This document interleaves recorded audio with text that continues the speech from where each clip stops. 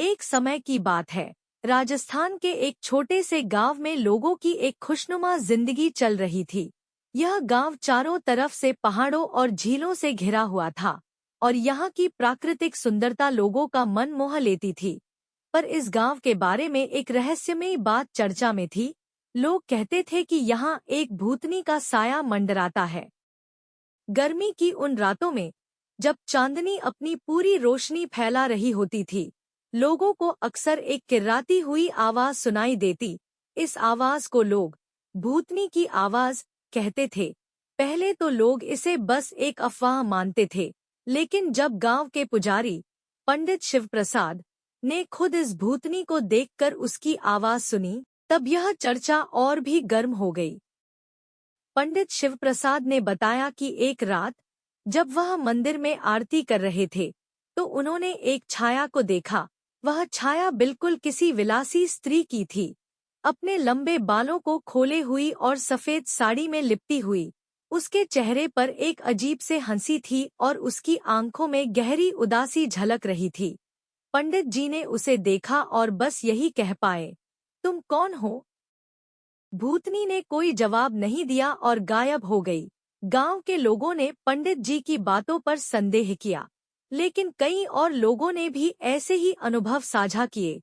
यह भूतनी अधिकतर रात को ही प्रकट होती थी और पर्वत के पास वाले पुरानी हवेली की तरफ जाती हुई दिखती थी।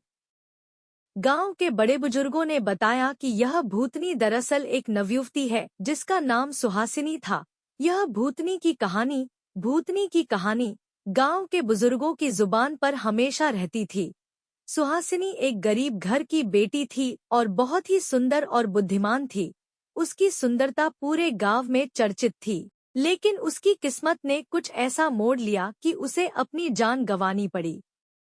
सुहासिनी की शादी गांव के सबसे अमीर जमींदार के बेटे से होनी थी, लेकिन उसकी सुंदरता और सरलता के कारण गांव के कुछ नासमझ युवकों ने उसे तंग करना शुरू कर दिया। एक दिन उन्हीं युवकों ने उसे परेशान करने की कोशिश की और वह भागकर उस पुरानी हवेली में छिप गई। लेकिन वह हवेली पहले से ही खंडहर में बदल चुकी थी और वहां से निकलते वक्त उसे एक हादसे में जान गंवानी पड़ी।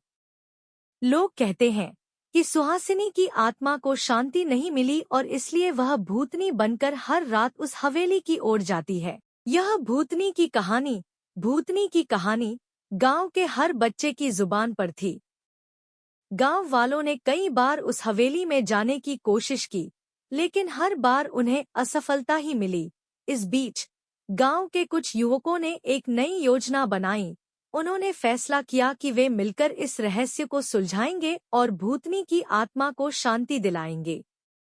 रात के अंधेरे में वे युवा साहस बटोरकर उस हवेली की ओर चल पड़े। हवेली पहुंचने पर उन्होंने एक अजीब सी ऊर्जा महसूस की। वे धीरे धीरे हवेली के अंदर गए और वहां उन्हें सुहासिनी की आत्मा मिली। यह पूरी भूतनी की कहानी गांव के लोगों ने सुहासिनी से ही सुनी। ये भी पढ़े, भयानक भूतनी की कहानी, the terrifying tale of the bhootni. उस आत्मा को देखकर डर गए, लेकिन साथ ही उसे ध्यान से देखने पर देखा कि उसकी आंखों में दुहक और पीड़ा झलक रही थी। तभी उनमें से एक युवक ने हिम्मत जुटाई और कहा, सुहासिनी, हम जानते हैं कि तुम्हारी आत्मा को शांति नहीं मिल पाई। हमें बताओ, हम तुम्हारी मदद कैसे कर सकते हैं?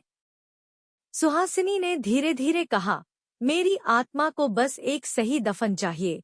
मुझे वही दफन करो जहां मेरा असली घर था। युवकों ने उसके निर्देशों का पालन किया और अगले दिन पूरा गांव मिलकर सुहासिनी के पुराने घर पर उसकी एक पवित्र धारा के निकट दफन किया। उसके बाद से गांव में भूतनी की आवाज कभी नहीं आई और गांव फिर से खुशहाल हो गया।